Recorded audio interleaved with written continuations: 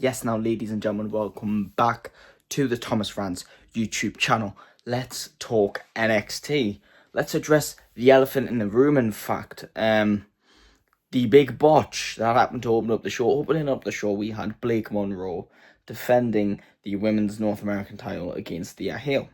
Now, we got to a point in the match where Thea Hale hit that springboard, not springboard, but like sort of a springboard sent onto Blake Monroe.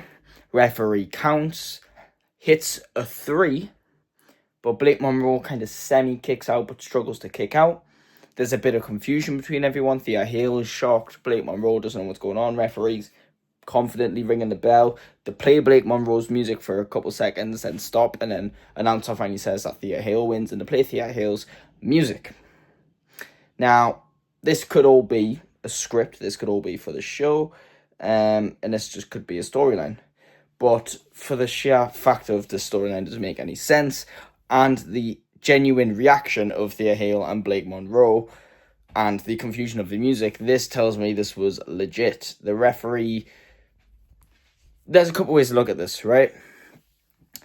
Firstly, let's look at the kick out. Obviously, Blake Monroe was meant to kick out. For some reason, she didn't. She could have had the wind knocked out of her by Thea Hale, or she just didn't kick out and missed that cue. That is technically on Blake Monroe. Now, the referee, did he do his job? Did he not? Well, some people would say a referee should do his role and count to 3, even if the wrestler doesn't kick out,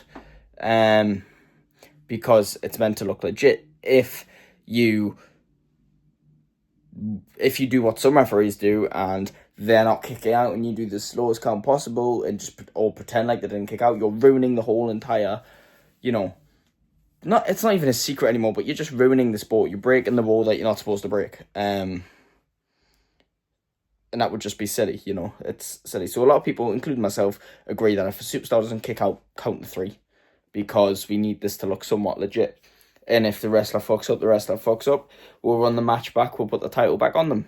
Some people would say the referee should have done something else, like pretend he saw a bit of Blake's shoulder, and or some people are saying the people in the back, like Shawn Michaels and people who are running the show, should have sent another referee out there to argue with the referee, say he saw the shoulder go up, and then the match be restarted. So there's a lot of factors that went to it, but WWE rolled with what happened. Blake didn't kick out, ref counted to 3, so they've presented the title to Thea Hale. Is this title reign going to last very long? Probably not. Probably next week or in a couple weeks' time, they'll put the title straight back on Blake Monroe. I doubt they're going to keep Thea Hale with the title, given that if it wasn't meant to happen, why would Thea have the title? They'd probably still have stories. They want to continue with Blake Monroe, and yeah, if it's not the path that they want to go down, it's not going to continue. But yeah, they've played into it. Blake Monroe's took it well, although, like, if I was Blake Monroe, I'd be pissed, but some say it's hit fold. Yeah, I'm interested to see how they divert this, really. And as of Ethan Page came out to confront Tony D'Angelo. Like I said, Tony D'Angelo, he's been going after a bunch of different people since he came back, and he came out to address Tony D'Angelo. Out came Stax Lorenzo, and Ariana Grace. Stax just won the International Championship on TNA, and obviously he's been running around with Ariana Grace. Ethan Page has won half of the triple A mixed tag titles. So not only does Stax call out Ethan Page, but he said, you know what, why don't we get a shot at those mixed tag team championships? And that's when Moose came out. Moose was getting Stax's face, calling him out, saying there's a lot of people coming for your belt that you're holding, because yet again another NXT superstar is holding a TNA title. And as Ethan Page was leaving, Moose told Stax that he would wait because he wants to go after Ethan Page first, and he wants a shot at that North American title. Naturally, Ethan Page was kicking off with Ava about this, and along came Chelsea Green and all this sort of stuff. And this is while Zaruka was there. This is when Ava chose to announce that Ethan Page will defend that North American title against Moose. And then Chelsea Green will defend her United States Championship against Zaruka. Why? Because Zaruka beat Bayley at Saturday Night's main event, so somehow she's earned herself a shot at the United States title. Makes sense, doesn't it? Because Bayley's from Raw, Zaruka's from NXT. Zaruka beats her in a match and gets a shot at the US title. Just naturally. That's how things work around here. But who cares? I'm excited for that. Let's see it. I'm absolutely here for that any day of the week. what else happened? Yeah, Javon Evans was hanging around all night waiting for Ricky Sainz. Obviously, Ricky Sainz cost him that title opportunity, and Javon Evans, despite having every opportunity under the sun, has not let it go. And he was finally convinced by Leon Slater to come inside, and that was when Ricky Sainz showed up. Now, people are booing Ricky Sainz, obviously, because he ruined not only a good match last week, but Javon Evans' opportunity. And I thought they'd still try and play Ricky Sainz as a bit of a babyface. But no, he's just full-on switched to heel, and he's went in there, said he doesn't give a fuck, and Javon Evans is never better than Ricky Sainz, and Ricky Sainz will show him that. So this is probably the match we're going to get at New Year's Evil. And honestly, although Javon's never won the NXT title, put him on the main roster at some point, you know. A lot of these men are ready for main roster. I mean, you can already tell Trick Williams is going there because he's not showed his face since he lost to Miles Bourne. I mean, it's obvious he's going to the main roster. It's so obvious at this point.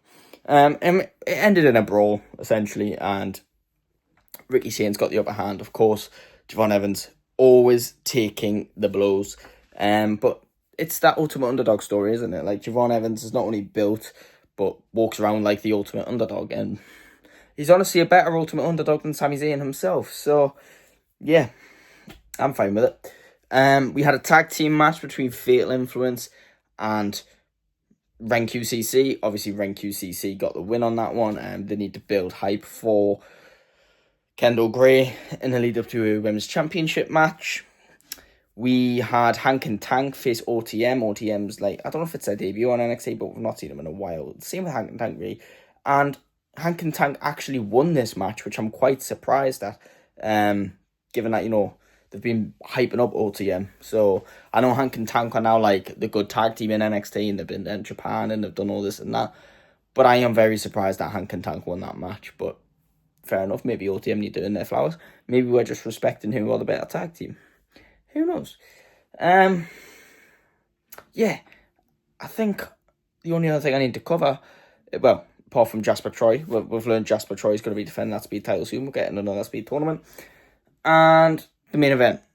Obviously, Javon won Iron Survivor. He cashed in his opportunity pretty early and decided to face Obafemi last week. Well, they got the other 4 superstars from the Iron Survivor to face off in a fatal 4-way with the winner facing Obafemi at New Year's Evil. Who was that winner? None other than Leon Slater, which, to be honest, is probably the second best option. Joe Hendry, I'm just not feeling it. While his character's got hype, he himself is not the greatest wrestler.